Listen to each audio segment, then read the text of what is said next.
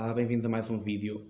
Hoje quero explicar-vos a diferença entre a esquerda e a direita a nível mais concreto, a nível mais de medidas. O que é que cada lado propõe, porque é que na mesma ideia ambos defendem lados diferentes e pronto, quais são os argumentos de cada um a favor.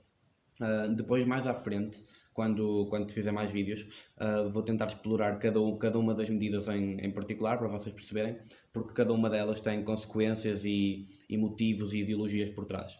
Ok? Mas agora vou explicar só o básico.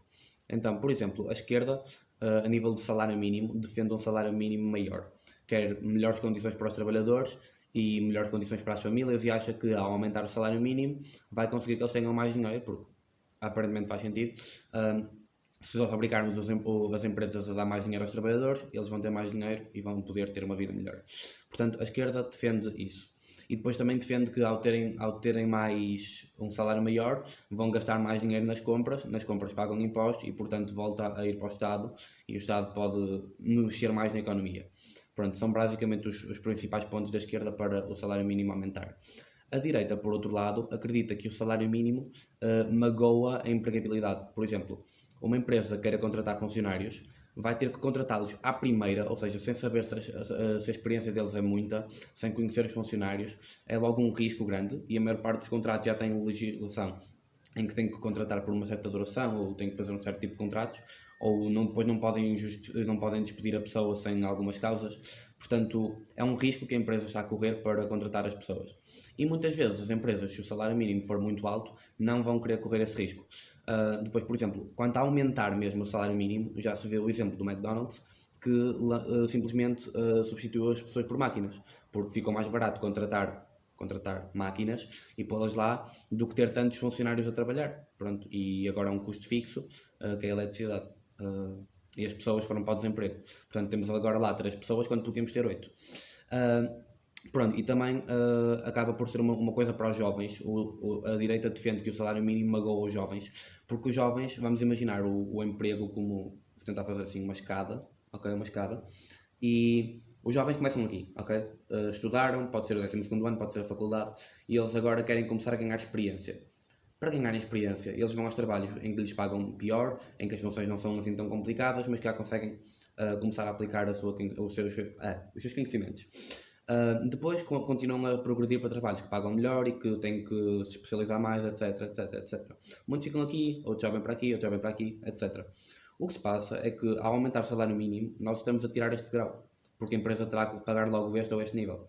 E as empresas não querem correr esse risco e, portanto, os jovens têm muita dificuldade em ganhar aquela experiência do que se tivessem este grau, ou seja, se o salário mínimo fosse mais baixo e permitisse este pagamento.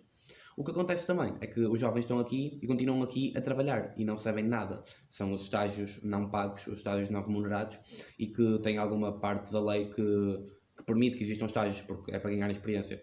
A questão é que eles podiam estar a ganhar experiência aqui, se o salário mínimo fosse mais baixo. Pronto, esse é o argumento da direita. Depois, a esquerda defende mais impostos, especialmente o IRC. O IRC é o Imposto sobre Rendimentos Coletivos. O que é que são os coletivos? São as empresas. São grupos de pessoas a trabalhar. Pronto, empresas. E o Imposto sobre Rendimentos Coletivos em Portugal é muito grande e nós temos que pensar, se eu sou um empresário internacional ou europeu, wherever, ou mesmo português, e eu quero abrir um negócio, eu vou abri-lo onde? Vou abri-lo em Portugal, e agora os números vão ser inventados porque eu não sei de cor, ok? Sei que a proporção é esta, mas não sei quais são os números. Eu vou abri-lo em Portugal, onde pago 30% de IRC, ou vou abri-lo na Holanda, onde pago 15% de IRC. Foi por isso que houve aquela polémica do dono do Pingo Doce ter ido para a Holanda procurar melhores benefícios fiscais. E é por isso que muitas empresas simplesmente nem pensam em Portugal, porque Portugal cobra muitos impostos às empresas e, portanto, não é benéfico. Se eles podem fazer exatamente o mesmo trabalho, com talvez as mesmas oportunidades, porque Portugal é bom por estar no Atlântico, mas os outros países são bons por estar no centro da Europa, ok? As oportunidades são quase as mesmas. E eles vão escolher abrir onde roubam-lhes 30% ou onde lhes roubam apenas 15%. Portanto, é uma das coisas que também temos que pensar. Então, a direita acha que o IRC é uma coisa má, ou aliás, que muito IRC é uma coisa má, porque afasta as empresas e ao afastar as empresas diminui o emprego, porque se não há empresas em Portugal, não há emprego em Portugal, é proporcional. E porque se não há investimento em Portugal, não há dinheiro novo a circular, não há uma boa economia. Enquanto que a esquerda defende um IRC maior, eles sabem que acaba por magoar a economia, mas para eles justifica-se que as empresas paguem mais e as que fiquem paguem mais, porque ao menos temos esse dinheiro para o Estado depois poder distribuir pelos cidadãos, como bem entender, quer seja na forma de subsídios, quer seja na forma de programas públicos, de serviços públicos, de investimento no serviço público. A questão é que nós nunca chegamos a ver bem isso acontecer. Mais coisas. Ok, exato, pronto. A esquerda é muito a favor de programas do governo, programas em que o governo dá coisas, em que o governo providencia coisas, e a direita é muito a favor de diminuir esses programas porque acha que a iniciativa privada consegue fazer as coisas na mesma e que ou há forma de lucrar ou existe caridade. E nós sabemos que existem várias instituições de caridade privadas e, por exemplo, houve agora uma polémica que era um medicamentos a Matilde. A Matilde era uma rapariga portuguesa e a família dela não tinha dinheiro para pagar um medicamento. Ou o medicamento não era legal em Portugal, qualquer cena, tinha que mandar vir do outro lado. E o medicamento custava para aí 2 milhões de euros. E eles foram ao Serviço Nacional de Saúde, que é suposto ser grátis para todos os portugueses, e pediram um medicamento e disseram que não podia ser. Então, os pais da Matilde fizeram um GoFundMe, ou uma vaquinha assim, e conseguiram 2 milhões de euros. E só depois, quando veio toda esta atenção mediática, as pessoas começaram, uau, Matilde, a bebé Matilde, é que o Estado disse, espera, nós pagamos, eu, António Costa, sou muito bom, e então pagou-lhe um medicamento. Mas, pronto, a direita acredita que a iniciativa privada consegue fazer as coisas, a caridade privada consegue fazer as coisas, e nenhum dos lados é perfeito, porque o governo falhou em Pedrógão Grande e depois existem imensas pessoas pobres que a direita não consegue, a iniciativa privada não consegue ajudar. Portanto, ambos os lados têm falhas e há todo um debate sobre qual será o melhor, qual será o pior. E a esquerda argumenta que é o papel do Estado, pelo menos tentar e pelo menos fazer os programas, porque são direitos humanos à habitação, à saúde, à educação, ao rendimento, a uma vida digna, etc.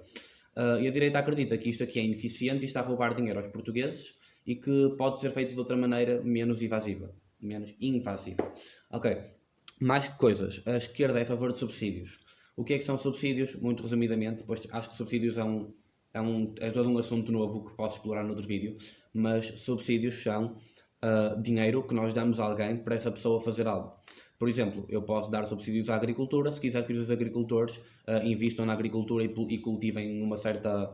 Se eu quiser que eles cultivem batatas, vou-lhes dar 5 euros por cada quilo de batatas que produzem. Okay? Então, isto aconteceu muito na PAC, que era Política Agrícola Comum da União Europeia. Foi toda uma questão e programa de subsídios em que eles davam dinheiro aos agricultores para eles produzirem X ou produzirem Y, ou às vezes para não produzirem. Portanto, subsídios é basicamente dar dinheiro às pessoas para elas produzirem e fazerem o que queremos. E a lei da economia que acaba por descrever os subsídios é aquilo que subsidias aumenta. O que faz sentido, se eu quiser mais agricultura, vou subsidiar a agricultura. Se eu quiser mais programas de ciências, vou subsidiar a ciência. Para a arte a mesma coisa, para a engenharia aeroespacial a mesma coisa. Pronto. Subsídios, há mais disso. A direita defende que os subsídios, como são pagos com impostos e que acaba por se reverter numa maior carga fiscal para o povo, acaba por ser mais prejudicial. E também a direita defende o livre mercado, ou seja, acha que o mercado é mais capaz de pegar nos recursos e levá-los para aqui, da forma que é mais útil, mais eficaz, porque os preços são todos ditados pela lei da oferta e da procura, também posso explicar isso mais tarde, e portanto a direita acha que é mais eficaz ser o mercado a distribuir as coisas. O que é que acontece? Então, a direita defende que o mercado consegue fazer sozinho, a esquerda defende que deve ser o governo a pôr os gabinetes a pensar e a subsidiar o que for necessário. Ok, mas os subsídios acabam por afetar o mercado de formas que são difíceis de prever. Por exemplo, eu acho que Portugal precisa de batatas para competir com o mercado europeu. E porque o mercado europeu quer batatas, então se nós produzirmos batatas vamos ter um mercado garantido. Ok, e eu pago aos agricultores para produzir batatas, mas agora os químicos que eles usavam poluíram o rio inteiro. Ok? E no mercado natural nunca haveria tanta produção de batatas porque ninguém se ia lembrar. Bora todos plantar batatas, pessoal. Tuberculose. E... Isso foi bom. Então pronto, num mercado natural as coisas são muito mais simples, muito mais reguladas, como é que eu vou dizer isto? Mais responsáveis. Não é tudo, eu quero o dinheiro, vou fazer como eles mandam. Portanto, existe toda essa questão. E agora vou-vos deixar aqui uma coisa que é tipo, para vocês pensarem. Lembram-se da regra? Aquilo que nós subsidiamos aumenta. E então nós devemos subsidiar aquilo que queremos mais. Mesmo segundo a esquerda. Então, para que é que serve o subsídio de desemprego? Eu sei que pode parecer que estou só a brincar com o nome, mas a verdade é que, se pensarem bem nisso, quanto mais as pessoas são pagas para estar desempregadas, menos esforço elas vão fazer para deixar de estar. E depois existem todos os outros tipos de programas também, o Rendimento Social de Inserção, o RSI, que é bastante conhecido por causa dos ciganos, mas não são só os ciganos, ok? Não é suposto ficarem com essa ideia. Muita gente fica a beneficiar do rendimento social de inserção, ou porque são ex-condenados, ou porque são outras minorias, e basicamente ficam a viver daquilo o tempo todo. Chineses também, depois também há bastante chineses que abusam dos subsídios para manter a sua loja sem pagar impostos, e depois, quando o tempo está a acabar, eles mudam para o filho e o filho também não paga impostos. Portanto, há todos esses programas de Estado que são ineficazes e que as pessoas abusam deles. Mais coisas. Ok, pronto, a esquerda é contra, a esquerda é a favor de subsídios e a direita é contra os subsídios. Mais, temos as nacionalizações e privatizações. A esquerda é a favor de nacionalizar e a direita é a favor de privatizar. A esquerda é a favor de nacionalizar porque acredita que certos setores são indispensáveis ao funcionamento de uma sociedade, de um Estado democrático, etc, etc, como a educação. A educação é um argumento, é um setor fácil de argumentar, porque sem uma boa educação os portugueses vão ser burros, não vão arranjar emprego e não vão poder fazer parte de uma sociedade democrática, porque quem é que vai votar sem saber o que está a fazer? Por outro lado, eu estou a fazer estes vídeos, e eu, indivíduo privado, porque ninguém vos ensinou política na escola, portanto, é um bocado curioso.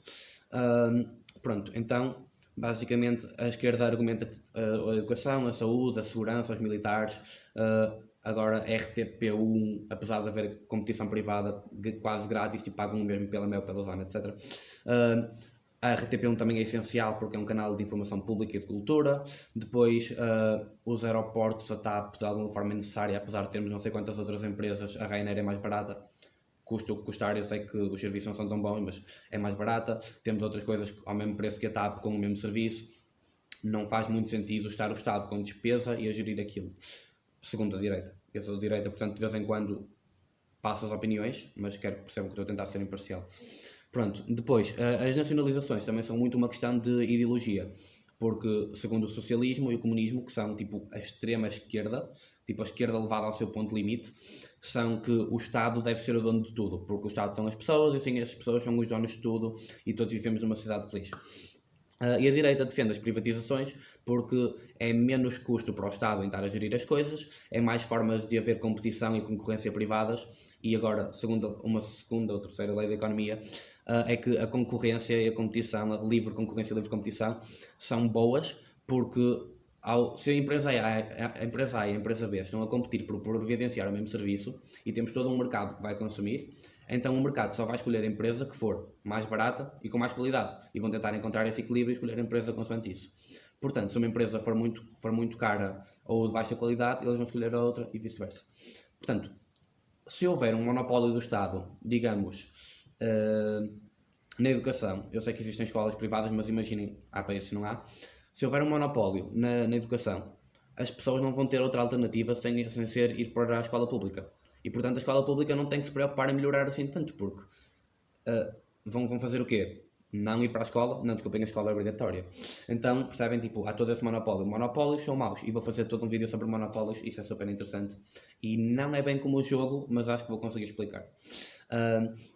Pronto, então privatizações são para a direita porque reduz os encargos do Estado e aumenta a concorrência e é bom para a economia, e as nacionalizações são uma questão de tentar assegurar os direitos mais básicos da população, como por exemplo o teatro.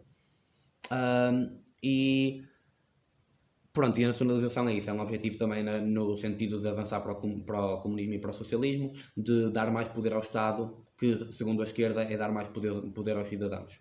E pronto, o próximo vídeo já está mais ou menos definido, porque eu acho que é uma questão mais urgente. Vou falar da abstenção, tipo, de não irem votar, de pessoas ficarem em casa e não quererem saber. Vou explicar porque é que existe, vocês devem saber também, não é? Mas explicar quais são os motivos principais por trás, o que é que reflete sobre a nossa sociedade e porque é que é mau e porque é que devemos combater. E não só irmos nós votar, mas dizemos aos nossos pais vai votar, dizemos a pessoas conhecidas vai votar. Pessoas, amigos nossos que fizeram 18 há pouco tempo e pensaram, não vale nada, não importa. Vou falar sobre isso.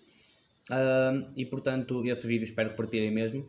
Agora, quanto a este, pronto, expliquei vários tipos de medidas que a direita e a esquerda apoiam. E agora, é muito complicado saber o que fazer a seguir. Portanto, eu vou pedir-vos que me digam, ou nos comentários ou numa história, porque sou capaz de fazer uma história com uma pergunta, qual é o assunto que querem que eu fale a seguir à abstenção. E pronto, depois vou começar a analisar algumas medidas, mas primeiro gostava de explorar isso, talvez. Posso fazer sobre o salário mínimo, posso fazer sobre subsídios, posso fazer sobre monopólios. Digam-me vocês, é o que vocês quiserem, sinceramente, porque eu percebo um bocado de cada coisa, vocês dizem-me o que é, eu estudo melhor o assunto e explico-vos. Portanto, até ao próximo vídeo, obrigado.